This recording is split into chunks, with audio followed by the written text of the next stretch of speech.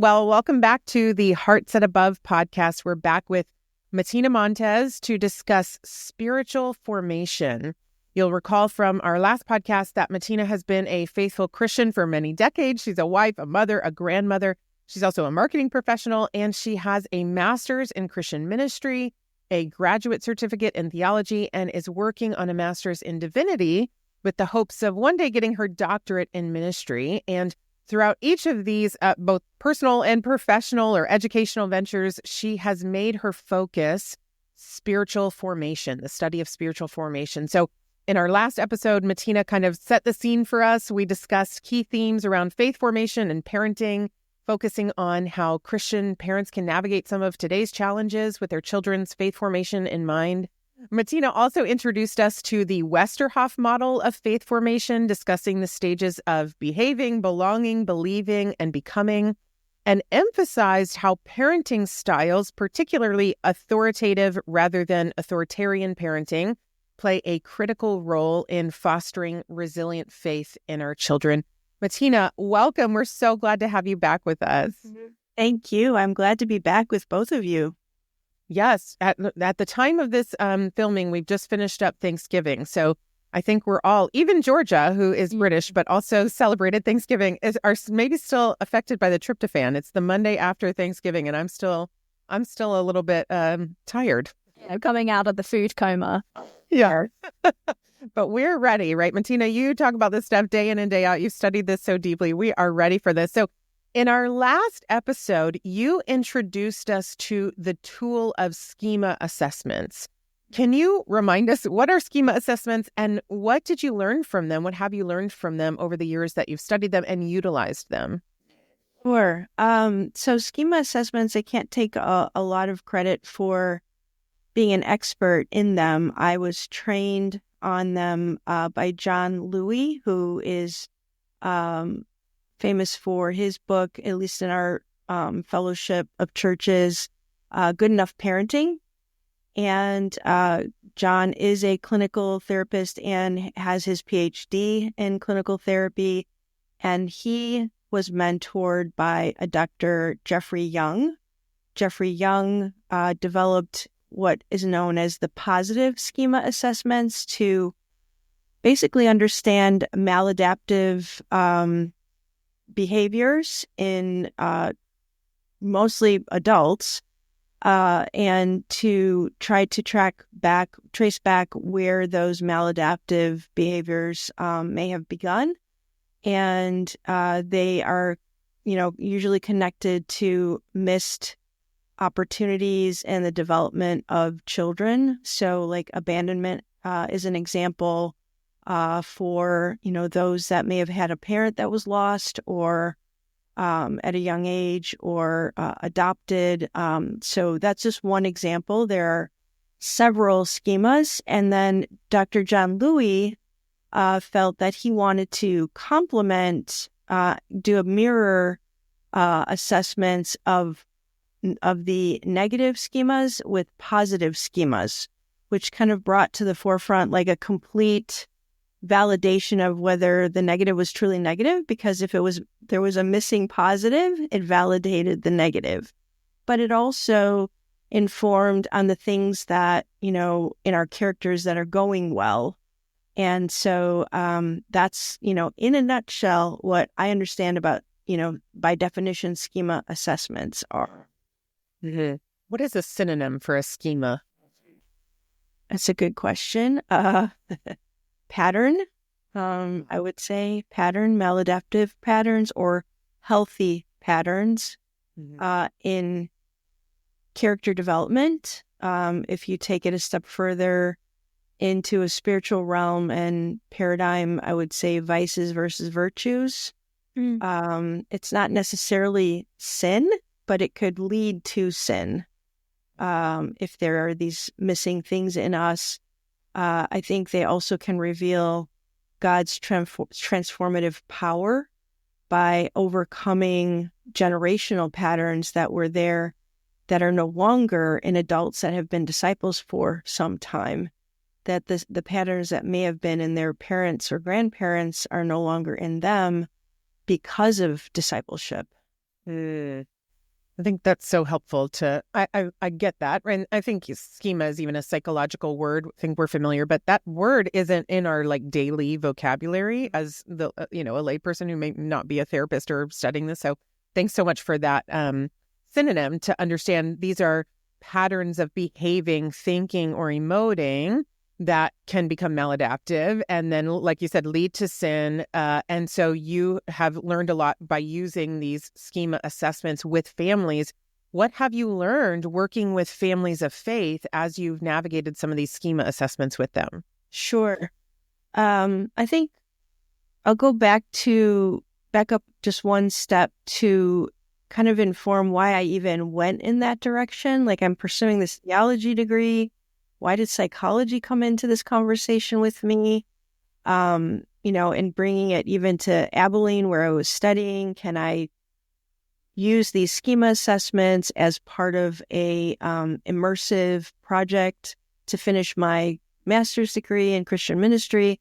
So there is a book, and I think I mentioned it earlier in the previous podcast, but as a quick review, there's a book called Families and Faith, How Religion is Passed Down Across Generations. It was published in 2013, and that's this kind of bridge in our first conversation, Ellen, that you touched on in your review for this interview, that the authoritarian versus the authoritative. The authoritative is the healthier, pattern or mode of parenting that will potentially lead to less harm to our children and more nurturing ultimately. And so in this book, they did a longitudinal study for 35 years with 3,500 participants across generations. And there were a few factors that affected what I'll coin again as resilient discipleship, or, faith being passed on to the next generation.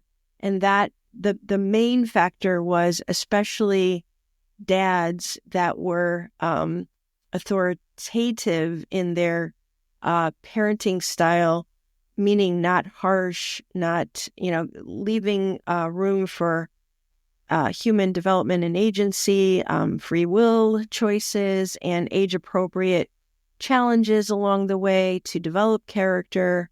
That is the number one factor for passing faith along that they found statistically.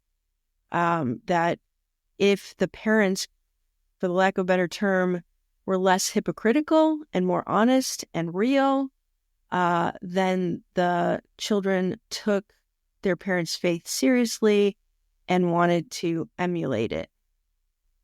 So that is that, because that was the key finding. I think moms matter too, absolutely, but I think they, and both of you could speak to this better than I can, but from my understanding, it's in those developmental years, that connectiveness to mom, during, feedings and breastfeeding, and that connection is huge in those first, formative years.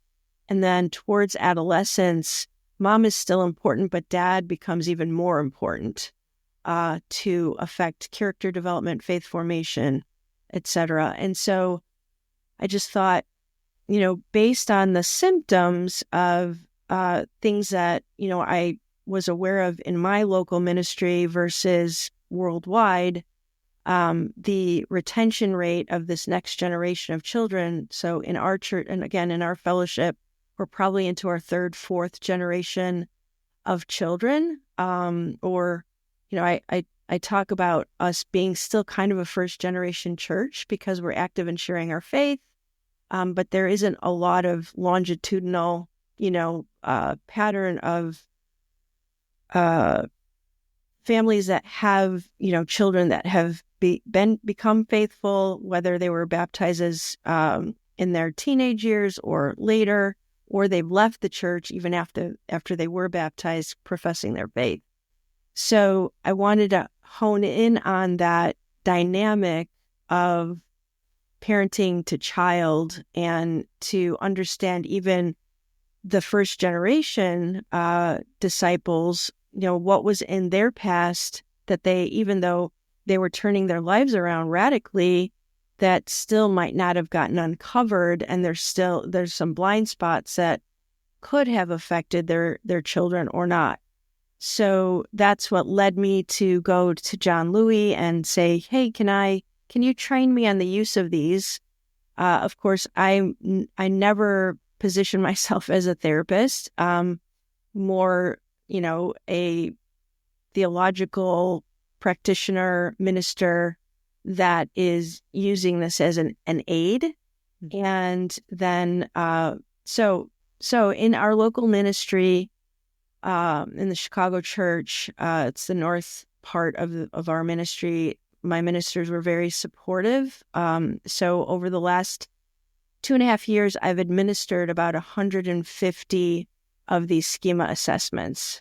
Wow. And done them in different phases. There was a pilot of just like 24 brave souls that did this with me. Yeah.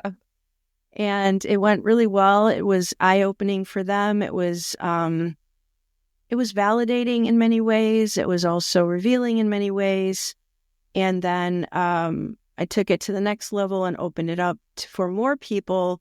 And, the people that did take it initially gave their testimony on how it supported them or helped them in their faith formation and their journey moving forward, even with their kids. And then in the second phase, I just tapped some shoulders. We did it. My family did it. And then another family, we did the parents and the children that were teenagers. So they had to be at least 14 years old or older, and adult children took it. Their parents took it, and then the children took it. So 2 generations took it.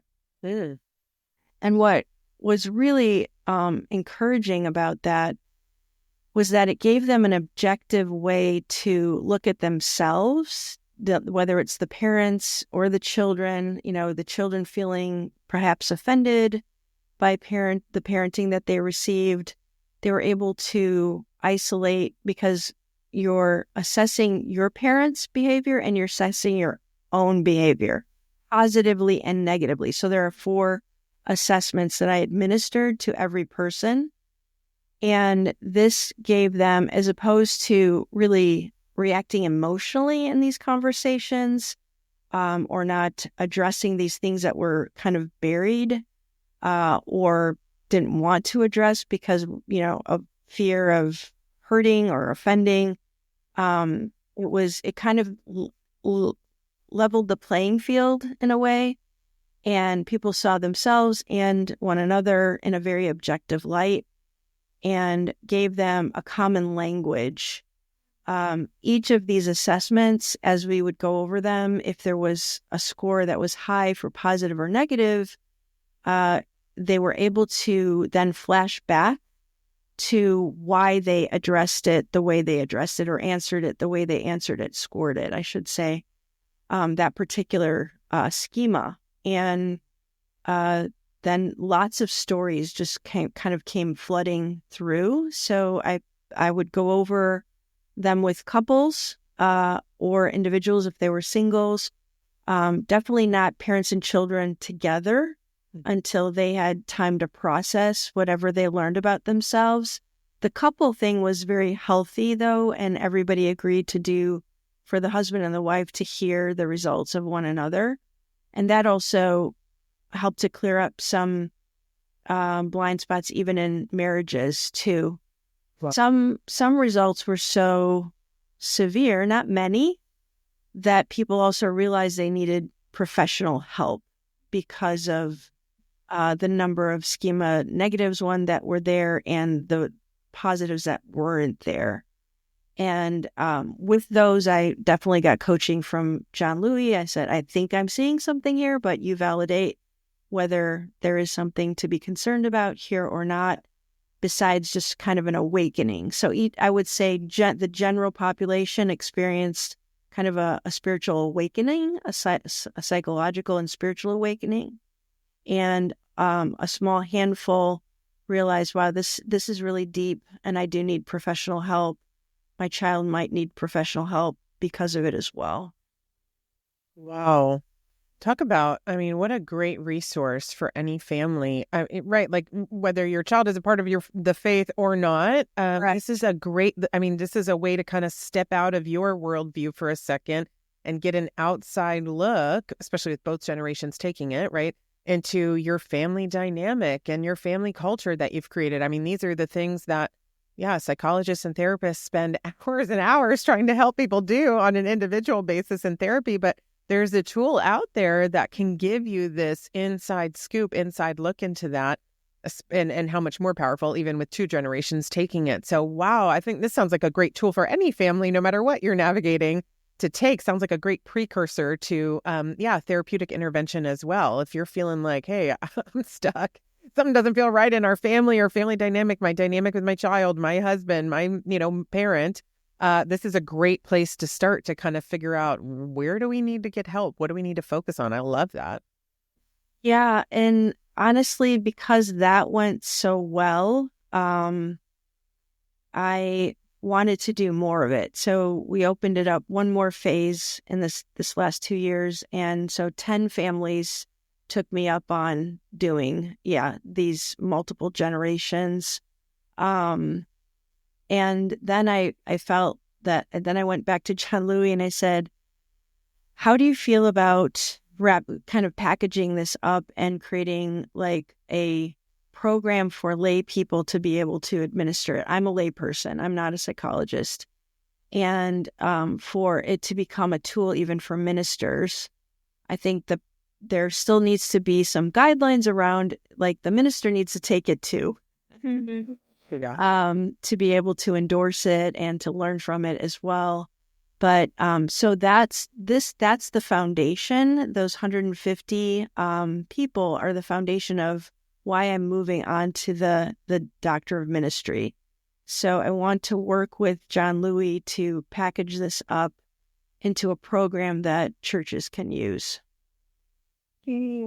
Wow. Yeah, I think that's so powerful. I think it really speaks to the power of something being uncovered, right? Which is like, I mean, that's so spiritual. It's all over the Bible, the idea of like even confession, it's an uncovering of something so that God can move in it and transform it. And I think it sounds like this tool works to uncover some of those patterns so that God can move through them a bit more and they can be transformed.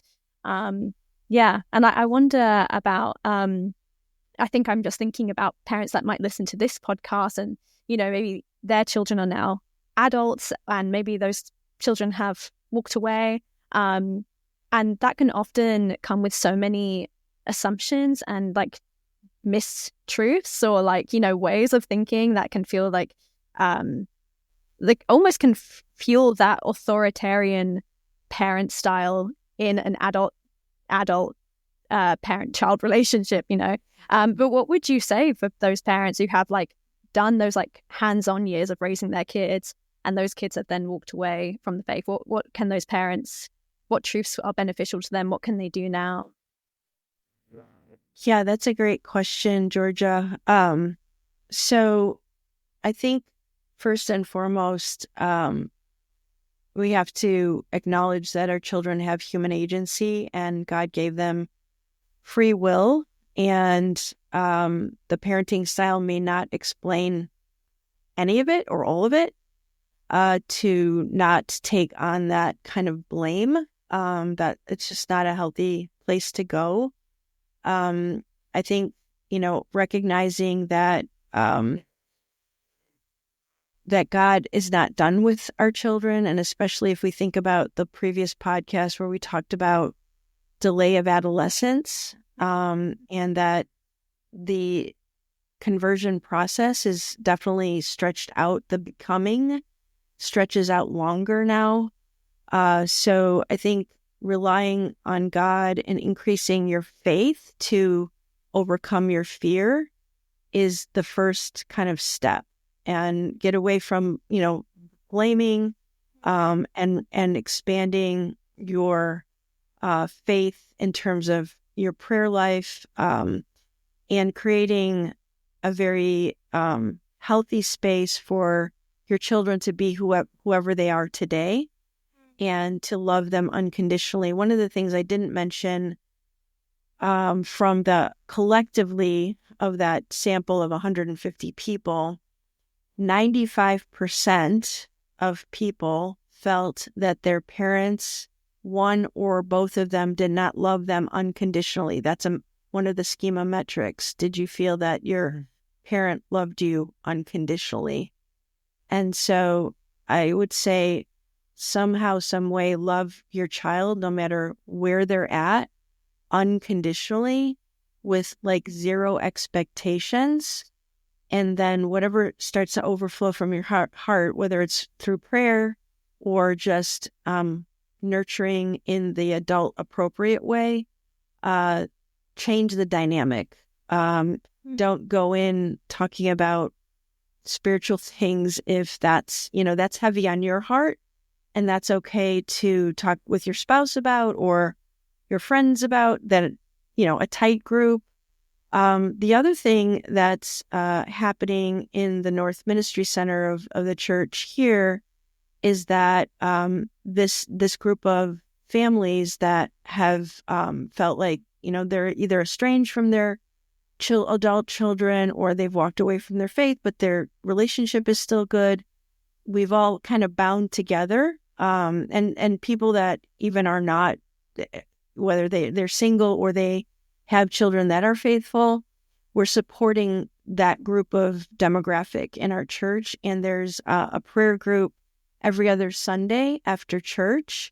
And we have a list of, the children that we're praying for. And there's definitely been movement in those relationships in such an exciting way. One of the families, the family that I mentioned, did it during the second phase. Their son came back to church, recognized that he didn't feel like his confession of faith when he was a teenager was authentic, that he had done it because the crowd did it. And so he's been baptized again, and he's now dating in the church. And so God is moving. It's a slow process, but God is definitely hearing our prayers and moving hearts among children. So I definitely want your listeners to have hope. And if anything, to see if there might, create an open dialogue with their children. Is there anything from the past that either I did or, we did as a family or the church, hurt you? And we are all ears. We're not going to hold this against you. We want to be humble about anything from the past. If the relationship calls for that, it just really depends, your own children and what conversation will go over well. And maybe it just will take time to have that depth of conversation. Yeah. Wow. Yeah. It reminds me of something I read recently or heard recently where they said God's mercy is his slowness. It's his ability to transform things at a slower process than maybe we hope for. And I can so see that in what you're talking about in how these parents can kind of take on this new way of relating to their child, is that like it's embracing the slowness with which God works, and it's embracing relationship with where they're at currently. That's well said. Yeah, I agree 100%. I had to stop and write that down. I might have to get it tattooed on my face where I see it every day, because that is such the antithesis to my lifestyle, that God's mercy is his slowness. I am often very frustrated by God's slowness, but amen, I want to see it that way. God's mercy is his slowness. Matina, I work with a lot of Christian parents in this demographic. They have adult children who have their own agency, their own autonomy, and the parents no longer have control in their children's life. And they even feel like they have no influence, which I would argue that even if you have an adult child, you still have some influence, of course, over their life. But it's true, you don't have control. And what I normally see is that they are in this tornado of emotions, and it's part grief, part guilt or shame, and part fear. And I would say that part of fear is like the majority of it is fear. A lot of it is guilt, and a bit of it is, or a lot of it is grief, and a bit of it is guilt as well. What would you advise parents just emotionally going through this storm? How would you advise them to move through that? Yeah, so that's a great question, Ellen. I would definitely say that if that's the state of where they are emotionally, that, obviously they're working with you one-on-one. I also feel that there's a tool called grief recovery, the Grief Recovery Institute. And ultimately what that process does is, and I went through that actually recently, it was a very joyous occasion, but at the same time, it was a life transition where my son got married. And it was just a different experience than when my daughter got married. And so I was very emotional during that time, and I just could not catch my breath. Like I was sobbing for days at a time over different things. And it was totally irrational. It's like I tend to be a pretty rational person, and I could not get myself under control. So not that I'm trying to send your listeners to another tool, but something that, Ellen and Georgia, you may be able to administer as well, obviously. But ultimately what that gets you to is understanding all your losses and in this particular relationship, and mourn and grieve them. And then, write a letter that your child will never see, or, whoever the relationship is that you need to process your grief. That got me to a place where I could, catch my breath again, see even the goodness of God in it, the flip side of this change in the future and what this looks like. The fear part of what you shared, I still think has to do with understanding God's nature, going deeper and understanding God's nature and what God is capable of in your adult child's life. And I've seen some miracles happen that I never expected to happen in my life. I think after you've been a disciple for a few decades, you start, having this context that you didn't have, maybe 5-10 years in. I'm like 40 years in, and my father was an atheist, and he became a Christian at 83. My mother was super religious, but not really, living out the tenets of discipleship. She became a Christian days before she passed. So, and they were very resistant to my initial conversion, and slowly but surely they accepted us. But ultimately, all those prayers that you forget about, God doesn't forget them. He knows that that's heavy on your heart, and he loves the same people that we love even more intensely as his children. And I know that may sound trite. I don't want to be trite. But ultimately, when you least expected there's going to be a crack in the armor, and they're potentially going to come around. So those would be my words of encouragement for those that are in the throes of, grief, fear. The third one, I can't remember, you mentioned that guilt. The mixture of emotions. Yeah, some guilt in there too. Yep. But what I love about what you're saying, and it, what you said too, Georgia, a minute ago, that God's mercy is in his slowness. I know a lot of parents come to me in a complete panic when some sort of big life thing is happening in their child's life, right? My child is marrying someone of the same sex, and I thought I'd processed through them not accepting my faith, but this new life trigger is making me realize I still have some guilt, some shame, some fear, some grief in there. And so I love just hearing what you're saying, merged with what you just said too, Georgia, about that slow process. God's in control. He loves your kid more than you do. His process is much slower than our process. We don't understand that. In fact, that's part of his mercy, his love for us. Because I usually tell parents, they're panicking. Oh no, my kid's getting married to someone of the same sex, or oh no, they're becoming an atheist, or whatever it is, right?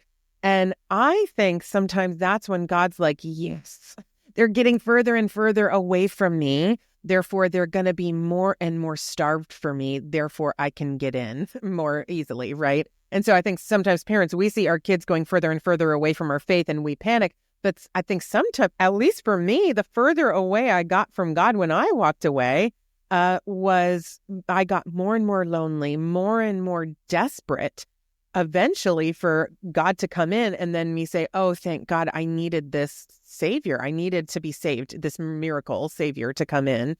And that was, I needed to be at rock bottom. I needed to be so far away from him that I, was that desperate. So I think just as God's mercy is in his slowness, like God sees it a little bit differently than we do. And I love that that's what you're sharing with us here, right? That we don't need to panic. God's not panicking. Sometimes that's exactly what ought to happen in order for him to be able to swoop in and grasp their heart. I agree with that. That was well said. Yeah, 110%. Yep. Side note, this might not go in the actual podcast, but Matina, I have 2 boys, and I have often heard that mourning the loss of your son being married versus your daughter is very different, right? And I see that with my relationship with my mom. My mom has 1 girl, me, and then 3 boys. And I literally live next door to my mom.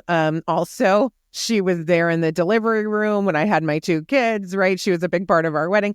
And even my mother-in-law has said, when your son gets married, it's like mourning his loss. Like it's like going through a breakup, And so, yeah, any words of wisdom for someone with 2 boys who's going to have to navigate that one day? I'm a little pre-scared.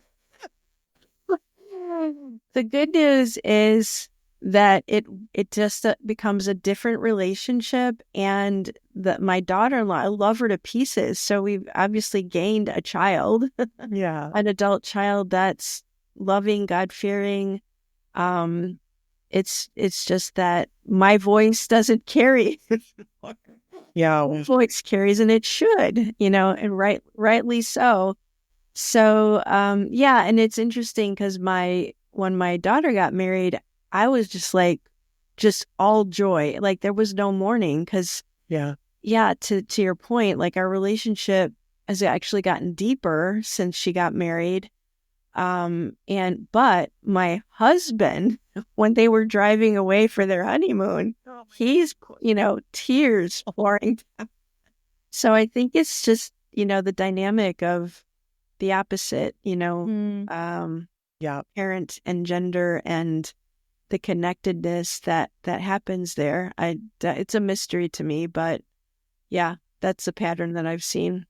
Well, I get that. And I think I always say this to my clients, no matter what they're navigating, that grief is in every aspect of life, right? Like I remember being pregnant with my first child and something we hoped for, we tried to make happen, we prayed for.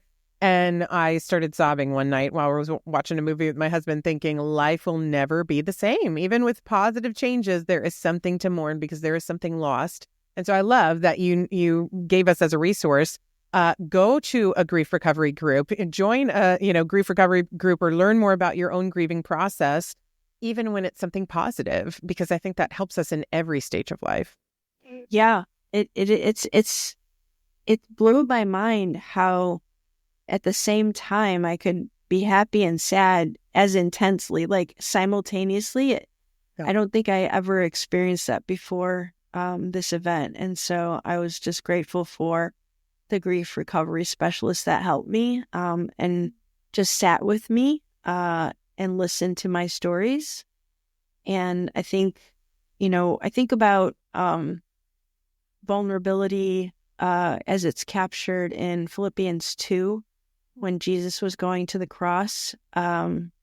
Orthodox believers call that kenosis.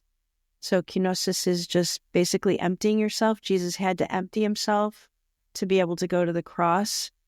And I just think that it's a painful thing, but it's a beautiful thing because it leads us to healing, even in our own souls and our own psyche, that emptying ourselves with a compassionate other person or group of people helps us in that healing process to end up seeing the new normal and embrace the new normal for all its goodness. So yeah, I don't know where I'm going with that, but I love that. I'm writing it down.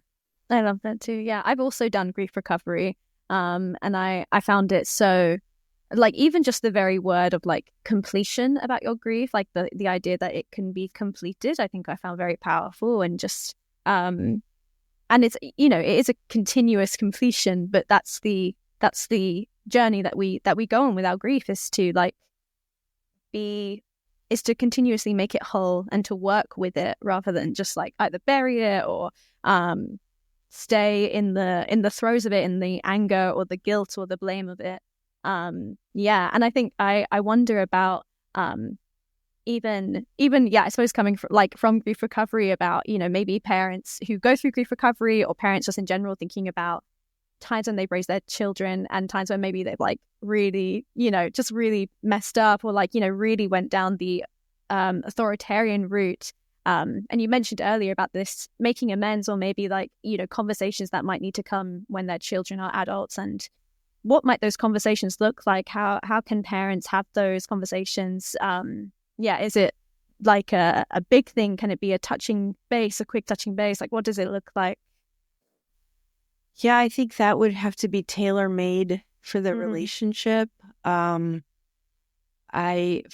me, when I was at Harding, where we crossed paths, Ellen, and I took with Dr. Gray the first counseling class, 101 or whatever it is, and Yeah. I just really got in touch with the idea of blind spots, and oh my goodness, yeah, I had issues with my mom, and then I realized, oh my gosh, this is before schemas. I was just like in the embryonic stages of seeing myself in the mirror.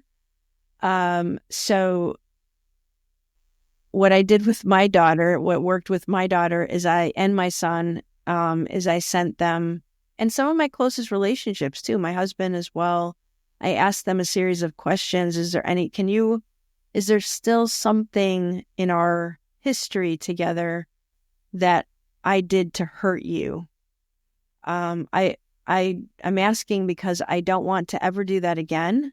I want to, you know, make amends for it. And I think and I didn't mention this earlier, but I think one of the biggest things that causes children to walk away is they're nursing this bitterness in their heart.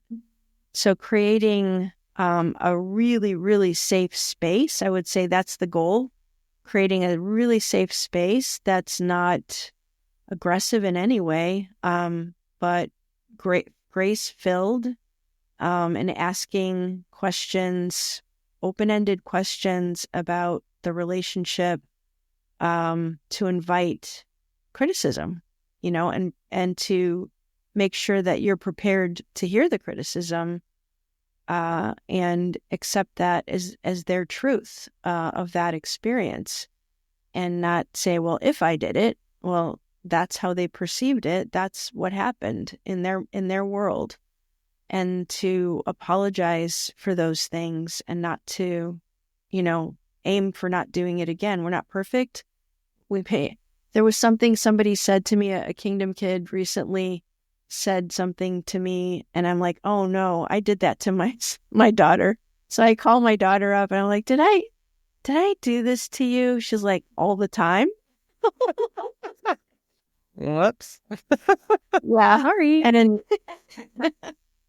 then we closed that conversation, and then we got onto the conversation about the kids, the grandkids, and then I proceed to say, well, have you thought about blah blah blah? And she's like, you just did it again. You're still ingrained, you know? Yeah. And so I'm like, I'm so sorry. Please forgive me again. Oh. So I think I answered it, but basically, pray about it. The Spirit will lead you. Big, open-ended questions to invite criticism, and be prepared. Brace yourself with your relationship with God to not be reactionary. No, yeah, you definitely answered it. I think I love the directness of the invitation of, have I done anything to hurt you? But I think, yeah, that definitely takes some like bravery and sort of like having to go to God to really get your worth and like your security in him before you go to your child and ask that question. Because I know, as someone who's been a child, like I remember when my mum asked me a similar question and immediately it came to mind something that happened when I was like 6. Like it was like I knew straight away what the thing was that I was holding on to. And luckily it was an amazing conversation. But it, I do think like children remember what the hurtful things have been. And so I think those two things hand in hand of like having that time with God beforehand to really remember that you are loved, that you are saved and forgiven, and then going into that conversation with bravery and humility and the openness to hear what might have happened from their child's perspective. Yeah, absolutely. Wow. And you know what I love about what this kind of model that you're offering, Matina, for connection with adult children who might not share your faith, might even be hurt by your faith, is there are no quick steps, right? You can't say a magic phrase or bring by them a magic flower, like there's no quick, easy steps that you can take. This comes through internal transformation. I mean, even these schema assessments you shared with us, right? This is looking at you first, your upbringing, your blind spots, and then figuring out how that interacts with your relationship with your child and how that might have affected them in their faith formation. But I just love that. And I think what I find a lot is that parents come to me in total panic. My child came out, they're getting married to someone of the same sex, they're becoming an atheist, they're whatever, fill in the blank, transitioning to a different gender. Oh no, help me prevent this. And I, unfortunately, am tasked with the job of letting them know that no one can stop this except for your child and God, right? And so you have to let it crumble. I think that's what that denial stage in grief is we want to stop it from crumbling. We want to do whatever we can to preserve the connection that is. And I think sometimes the answer is letting it crumble, going through that grief, and then through that transformation process of looking internally, looking in the mirror, allowing that transformation to then flow out of us in deeper, more authentic, true, healthy connection with our children, our spouses, our friends, etc. But that is a much longer process than just some magical phrase you can say to make your child forgive you and move on in your relationship. And so I think, especially as two therapists, we can appreciate that this model you're offering us and our listeners is there's no gimmick. There's no magical phrase, right? Like this takes true work and transformation. But I think the benefit is that this isn't just the end game is not actually to restore connection or deepen connection with your child. The end game is to become more like Christ. That's what transformation is. And the more you become like Christ, the deeper connection you can have with your children. Absolutely. But the hope is so much higher than just your kid thinking you're great or feeling loved by you. Yeah, absolutely. It was something just got triggered as you were sharing, Ellen. I'm reading this book. I don't recommend it. Actually, it's an assigned book for my next class I'm taking, and it's called it's about how can a loving God. The whole class is about theological reflection. How can a loving God allow horrendous evil? And, dealing with the philosophical arguments that exist around that. And in this tome of a book, the one thing that has stuck with me as a very accessible concept is that we have to resize God, and that Humpty Dumpty will fall and break into pieces, but God has the power to put him back together again. Wow. So we're born into this broken world, and things that we never imagined for our children, are happening. And it is frightening. It is, it puts us into a state of mourning, disbelief, and again, resizing God in our minds is, I think, the answer that can bring some, consolement to our spirit, along with working on ourselves, the grief recovery. I would say grief recovery is definitely the first step before you have that open-ended conversation, because you're not even realizing what you're projecting if you haven't dealt with your stuff. So all of that bundled together is, I think, important. I love that. Let it fall and then recover from it. Don't try to prevent it from falling. Don't put all your energy into that prevention. I love that. Yeah. So Matina, do you have any recommended resources that parents can go to maybe get some more expertise, or just more of you, I suppose, like more of things that you're saying to inform them as they go about navigating being parents and maybe going through children not being faithful? I would say, kind of connected to the conversation we just had around bracing yourself. This book called, and I think many people in our fellowship, have been circulating it. It's not necessarily a new book. I think it came out in 2016, called Unoffendable. Mm-hmm. And it just definitely gets you into the right spirit of having these conversations and not being easily offended by your children or by their behavior, what they say. So I would suggest that book particularly. I can't think of any other resources. I definitely have a series of research papers that I've done that I can make available if you're interested. But they kind of tie back to the foundational conversation that we had in the first podcast, and what I've learned and how I've gotten to this point. I interviewed 20. I think I mentioned that in the previous podcast. I interviewed 20 youth ministers, and it has kind of best practices of how to create basically a sanctuary at home. This is probably for more younger children. So, yeah. Yeah, thank you. Yeah. Yeah, and people can reach out to me if they have other questions. I'm definitely available. Can provide my email, and people can email me if they have questions after the podcast as well. Do you offer sessions? Do you do schema assessments with people? Can they contact you to book a session with you?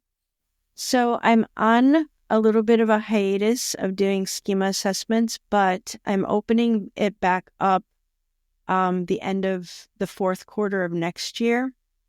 I know that's a long way off.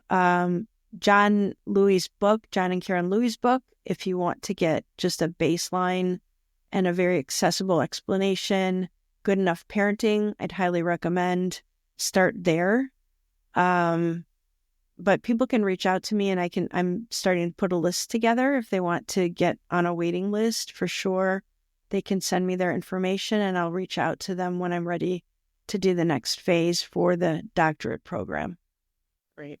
Amazing. And I suppose just to round us out, speaking of more of you, please do just tell us about your book and what you're hoping it's going to offer, the kids. I think it was it grade 9? Oh, I can't remember the grades. Yeah, good question. It's grades 3 through 6. Grades 3 through 6. And then where can we buy it? So it's not published yet. The manuscript is complete. My co-author, who I have to lift up, and I know, Georgia, you know her well, Tammy Fleming, is really the creative writer. This was an idea when I was at Harding after taking the book of Mark. I didn't realize the book of Mark was the memoirs of the Apostle Peter and his memories of Jesus. And so I also am a big fan of the Apostle Peter. I think Paul gets a lot of attention and Peter gets less attention. Even in the book of Acts, he kind of trails off after about Acts 15, and we just hear more about Paul. So anyway, I love his humility. The fact that Peter actually told John Mark, write it down. Jesus said, "Get behind me, Satan." And so So it's really a backstory of the rooster that crowed at Peter. And it's called Hallie, the Bantam Rooster, A Tale of Belovedness. And it kind of ties back to what I mentioned about the Schema assessments collectively, 95% of people feeling that, one or two of their parents did not love them unconditionally. So I would say the overarching theme has to do with fatherhood. And there is a very human father in the story, Peter. We call him Shimon because this is a prequel to the Gospels before he meets Jesus. But he has, I don't want to ruin the book, but anyway, I'll give you a spoiler alert, that somehow he meets the rooster before it crows at him. And so he's kind of the human father trying to do his best. Mm-hmm. And then there's Hallie's father, who is a prize-winning cockfighter. Cockfighting was going on during the first century. And Hallie was born small. So Hallie cannot be a prize-winning fighter, unfortunately, because of his size, even though he came from this lineage. And so there's this dilemma in the Rooster family about Hallie. And then there's the new world that Hallie runs to be rescued from the cockfighting arena, the blood sport arena, as we're calling it. And he runs away to Abba Rohi's farm. And Abba Rohi is the God figure, the perfect father that has everything balanced and shows him love and attention and loves him unconditionally. So there's definitely some nemesises in it. So that's Wow. Wow. I can't wait to read it. Me too. I can't wait to read it with my kids too. It sounds so cool. This is the new Narnia of this generation. Yeah. It sounds like it's lots of room to grow from there. That's so cool. Thanks for bringing that to us. sometime in 2025. I don't know yet Amazing. when. So. Wow, that is awesome. Well, Matina, thank you so much for sharing I'm sure just a tiny portion of your wisdom, your expertise, your wisdom, that you've cultivated in your own life, your own walk with God, but also the knowledge that you've gained in your studies, for sharing that with us. And we'll definitely put in the show notes how people can reach out to you. Anything else you want us to include, some academic papers, whatever you think our listeners would benefit from if they want to get on your waiting list. Certainly the link to your book, whenever it comes out, we'll put on there. But thank you for giving us a little piece of you in this podcast. We're so grateful to have sat at your feet and learned a bit from you. Thank you.